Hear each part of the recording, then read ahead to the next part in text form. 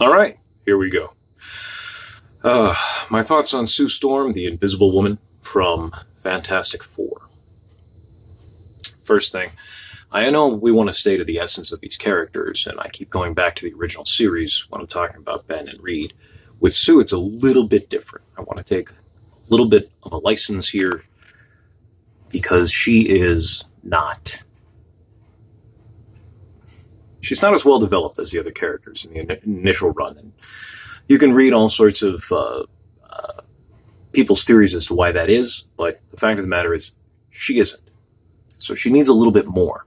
And you still want to stay true to who she is in the comics, what the character develops into over, those first 200 issues, 300 issues, or at least the 120 issue run of Jack and Stan. Did Jack stay for that home run? I don't remember. So here's the deal with Sue. I want to take from the first Fantastic Four movie, with Jessica Alba. She brought a lot to that character. I want to take the fact that she's a medical doctor. She's one of the best in the world. I think she should be a cardiologist. I think that would make a great specialty for her. She's also a research doctor. She's very intelligent. She has to be to keep up with these boys. And she enjoys action and adventure. But she's not as ready to be a superhero when they get their powers as Reed and Ben are. Because Ben's a Marine fighter pilot. Reed, the beginning of his life was a mess of action and adventure up until he gets to college and meets Ben and Sue.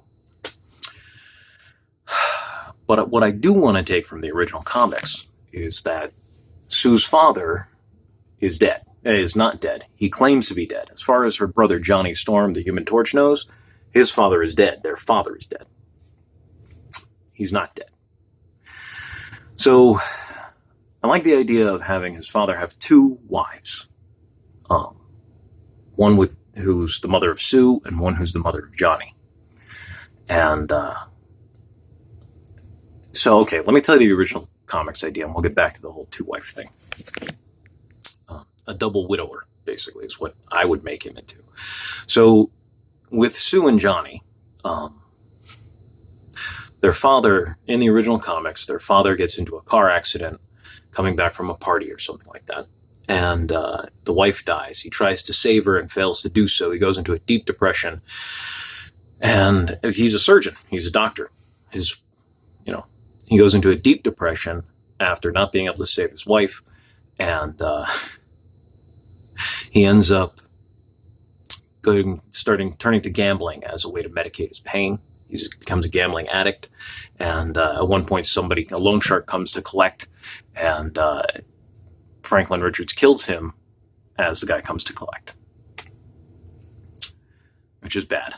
He goes to jail for murder or homicide or whatever it is, and he tells Sue, "You're not to tell Johnny I'm alive." It's him, the father, Franklin Richards, the original Franklin Richards. Is his name Franklin? I think so. I think they named their kid after him. Anyway, Franklin Richards, the dad, is the reason why Johnny believes Franklin is dead, when in fact he's in prison and he's told Sue, "Don't visit me. Just take the money I have set aside, raise yourself and Johnny." And Sue's a child at this point. She's 15 to 16 years old. But she's going into college in my universe. So let's go back to my universe. I would have it be two wives that have died. First one would be the mother of Sue, and had absolutely nothing to do with, and dies in childbirth or something where he's got the loss of the wife, but not the guilt of losing her. Maybe an airplane accident, but Sue's still a child. He remarries. The only mother Sue really ever knows is Johnny's mom. And then when she dies, and that's what we'll use the classic comic book story, when she dies in the car accident and Franklin's unable to save her, he goes into the deep depression, blah, blah, blah, kills a guy, loan shark, goes to prison, boom, we're in that situation. Only now Sue, unlike in the comics, is a genius. Is she on par with Reed Richards? Is anyone on par with Reed Richards? If anyone can keep up with Reed Richards, it would be Susan Storm. She's very good. She's absolutely brilliant. She's going to school to become a medical doctor and a surgeon. Something, if you watched Doctor Strange, the movie, Stephen Strange mentions his perfect memory is the reason why he was able to become an MD and a surgeon at the same time. It is something that does happen. It is a huge achievement, but it is very rare in the medical field. So I think using that as saying, Sue is one of the greatest medical people and doctors in the world because she's both a surgeon and an MD, and she does all this bio research with Reed and with the stuff Reed brings back from some of his crazy adventures he goes on with Ben before they become superheroes. She may even go on some of these crazy adventures later on because it's always good to have a doctor along when you're going on crazy adventures, traveling around the world, finding exotic plants and flora and fauna and whatnot. So that's where we start. In college, Sue is 16 years old. She's raising her brother, who's at least 10 years younger than her, maybe 8. This isn't Johnny's video, but we want Johnny to be the same age as Spider-Man when Johnny comes into the MCU, because Johnny and Spider-Man are the same age. In the comics, they're very good friends. They're not best friends, but they're excellent friends. They've known each other forever. They started superheroing together. That's definitely something we want to replicate. Maybe even do a love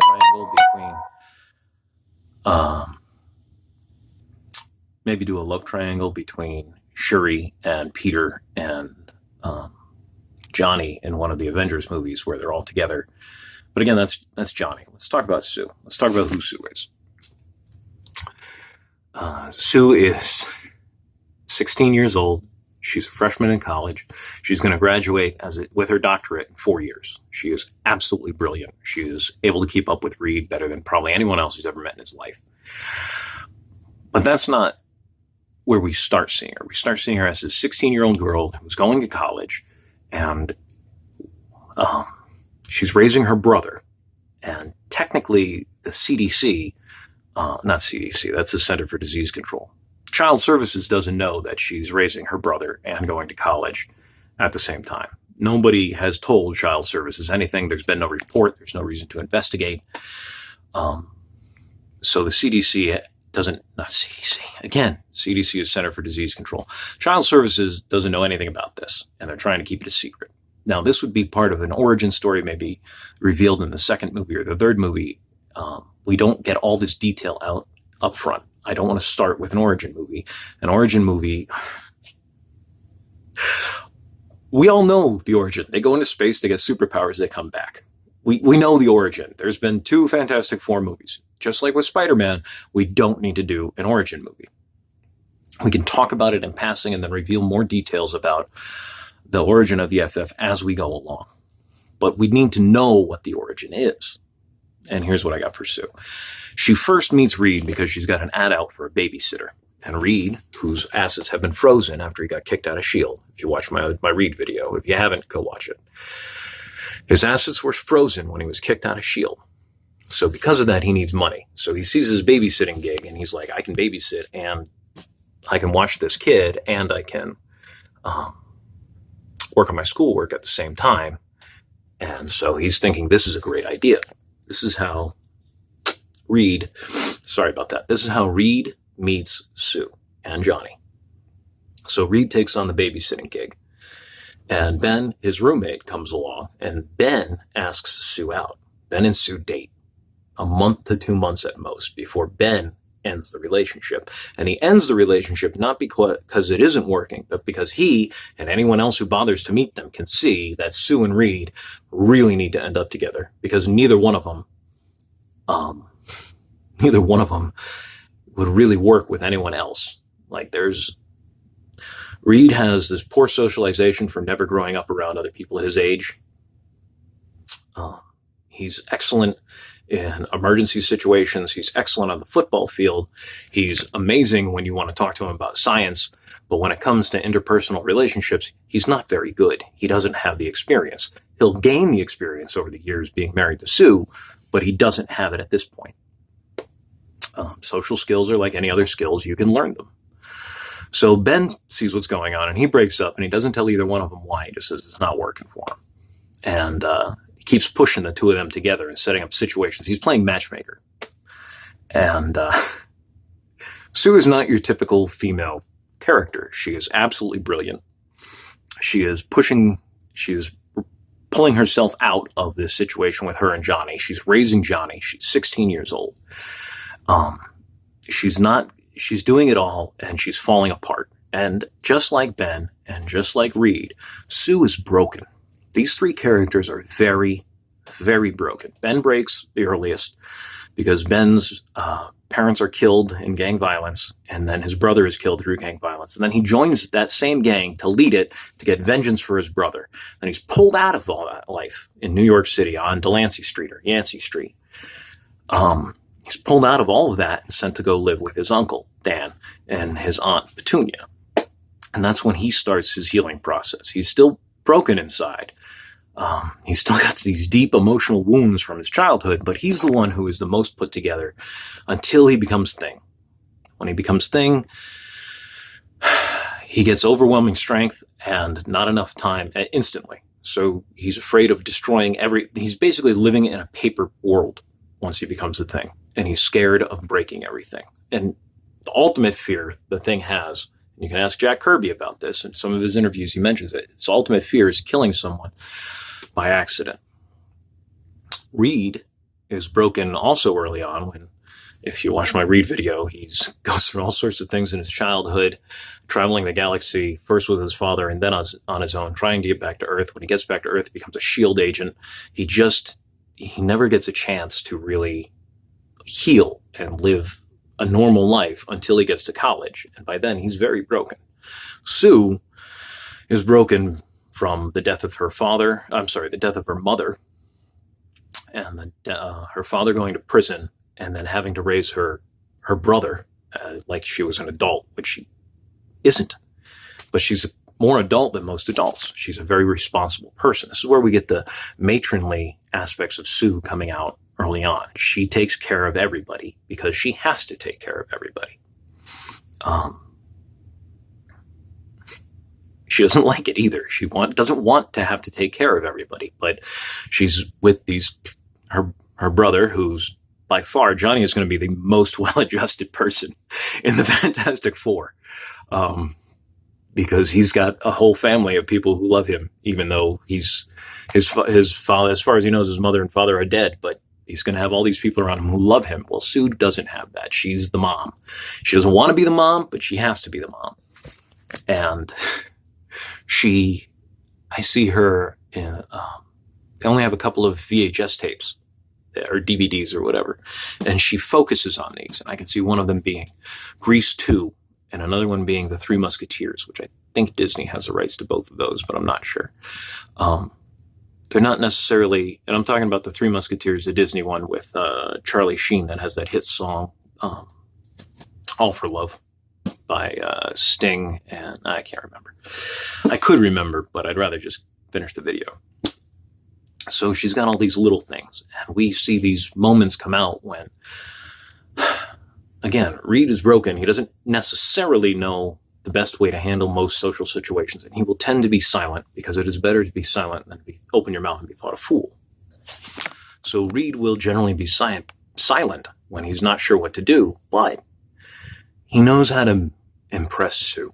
He knows how to do things to make her feel good. And sometimes Ben has to prompt him because Ben's a lot better at this than anyone else on the team. If Ben didn't become the Thing, he would be the glue that held the team together. But he does become the Thing, which breaks him again emotionally, creating a new wound, a new growth point. I don't know what you want to call it. With Sue, Reed sings songs for her, songs from her childhood. So he does that. He knows she loves these movies. He sets up movie viewings. He'll read books to her. I would like to see this marriage be an equal marriage until Reed starts obsessing over protecting the planet from alien threats, which is at least the third movie would probably be the start of that. Yeah. So what else about Sue? She knows a little self-defense. She's nowhere near on the combat prowess of Reed or Ben, but she does know self-defense. When she gets the powers, she doesn't want them. Her entire life, the only thing Sue has ever thought she wanted, and she's wrong about this, but the only thing she thinks she wants is to live a normal life. Because she had the starting of a normal life at the beginning of her adolescence, and then the only mother she ever knew dies. And then her father goes into a deep depression, deep, dark, depressive spiral, gambling addiction, kills a man and goes to prison. She's had to be an adult and in charge and out of the loop and not one of the girls. And she didn't get the standard, American childhood that everybody, the normal. Yeah, I got these in here.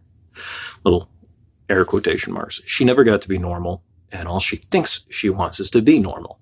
And part of her character arc is discovering that she doesn't want to be normal. That normal doesn't excite her. It doesn't challenge her. She was never going to be normal. She could have been closer to normal. What she wants is some peace and quiet once in a while. What she wants is to not have to be in charge and be responsible all the time.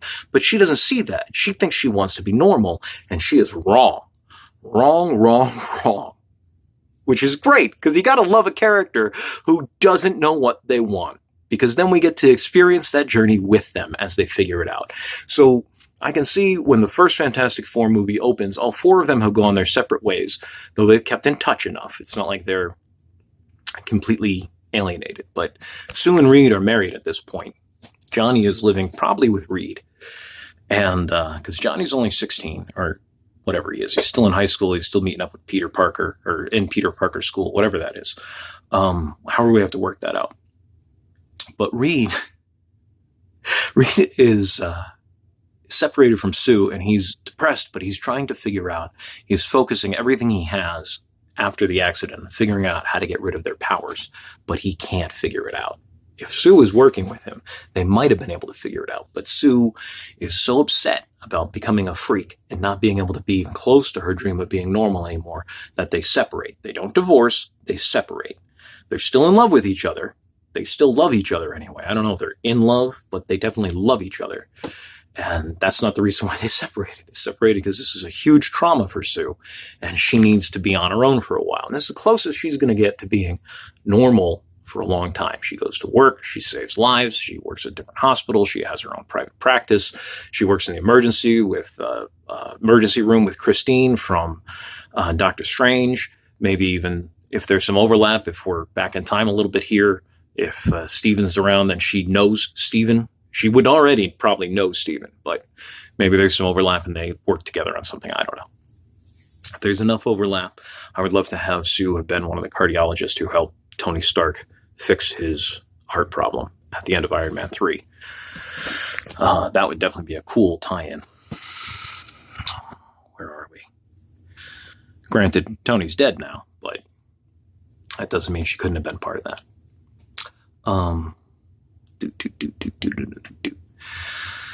Yeah, Sue is a strong woman. She doesn't need anyone any more than anyone needs anyone. Yeah, say that one 5 times fast. She's not dependent. She doesn't depend on Reed to be for her money. She doesn't depend on Reed for her identity any more than any normal husband and wife duo do. Which means that as they grow older, hopefully they do, both of them start depending on each other more and more. That's what marriage is all about, is two becoming one. It's them becoming one unit together, one group, one relationship, one person, really. Not person. Person is too strong. But hopefully you see where I'm going with this. But her living on her own, she's not happy. She misses everyone. The only person she's even attempting to talk to is Johnny. She may be attempting to talk to Ben because Ben has also gone off on his own. He's gotten his medical discharge from the Marines, so he's no longer a Marine at the start of the Fantastic Four movies. Allow me to rephrase that. He's a former Marine at the start of the Fantastic Four movies. So he can't fly planes anymore. He's living in this paper world where if he yanks too hard if he loses himself for a fraction of a second, a jiffy is a technical term. 1/100th of a second is a jiffy. If he loses himself for that long, he's going to break something. And when you're flying a plane, that can be very dangerous. So he's living on his military disability. He's walking around in that trench coat with the hat, covering his full identity to the best of his ability, and the huge gloves. And the only person from the team reaching out to Ben is Reed and Johnny. Less so Reed. Reed needs to find a fix. Reed is obsessed with finding a fix for these powers because then it'll fix his relationship with his wife and it will fix his relationship with his best friend. And he feels personally responsible because he's the one who created the jet, the space jumping jet that got them out there in the first place. And Sue blames him and Ben blames him. But after they come together to fight this first villain, whatever the first villain is from the movie, and that's going to be a decision for the MCU to make. I would have it be the Skrulls. I would love to start a Secret Invasion storyline with the Fantastic Four. I think it would work out great. Give us an opportunity to set the boundaries for the viewers on what the Skrulls can do, what the Skrulls can't do, and what they need satellite augmentation to do. Because the Super Skrull gets his powers from implants in his body that allow him to replicate the Fantastic Four's powers when he is powered by a satellite. If you cut off his access to the satellite beam, the Super Skrull no longer has superpowers. Skrulls can still shape shift in the comics, but we need to set those boundaries down for the viewers so they get an idea of just what the Skrulls can and cannot do. So anyway, Sue comes back. Reed realizes that there's aliens. He knows what Skrulls are from his childhood, traveling around the galaxy or universe or however you want to put it. Skrulls are technically from a different galaxy, so I would say universe. But we're bogging down in details. So he knows what Skrulls are. He realizes there are Skrulls on Earth. He calls his family together to ask for their help. And it is an ask. It's not a demand. It's an ask, which is hard for Reed. Reed is great when he's in command, when he's in charge, when he has soldiers under him or agents under him that will do what he tells them to do. He's great at taking orders. He's great at giving orders. He's not great at asking. So that's going to be an awkward scene. But he's asking his family to help him. Johnny, well, we'll cover Johnny in a different video. And Sue goes in reluctantly. She has not been working on her powers. She doesn't want to work on her powers. She is easily the biggest liability on the team because of her personal decisions, not because she's a woman, but because of her personal decisions. She just wants this to go away, so she's been ignoring it. She's got just enough control to stay visible most of the time. So we could probably play with that a little bit, do a little comedy aspects where she turns invisible and she doesn't want to. Maybe around Christine from Doctor Strange and the operating table. Anyway, doesn't matter. Just throwing thoughts out there. That's Sue pretty much in a nutshell. Who she becomes over the course, her arc is growing into accepting. She has to accept that she is the Invisible Woman. Once she accepts that, she's good to go. She starts working on her powers. She's a disciplined person. She has tons of discipline. She's going for it 150%, just like Johnny has been doing this whole time. She wants to master her powers, be a contributing member of the team. She starts taking up fighting lessons with Johnny. Maybe they're going to a dojo, and then they'll work with Reed individually when he has time. After the first movie, Reed Richards stops working on looking for a cure, and he starts trying to figure out new technologies he can use to fight possible alien incursions to Earth. Fantastic Four has always been a space and exploration comic, not just beating up supervillains. And that's the roots I want to get back to. Or I would, if I was running this as a pitch to the MCU, those are the roots I would like to get back to. Feige, apparently, is how he pronounces his name. Feige, Kevin Feige. If you know him, feel free to send him the video. All right. Thanks for watching, and tell your friends, and who knows, maybe somebody will see this who can shoot me an email, and I'll get to make a pitch. All right. Take care.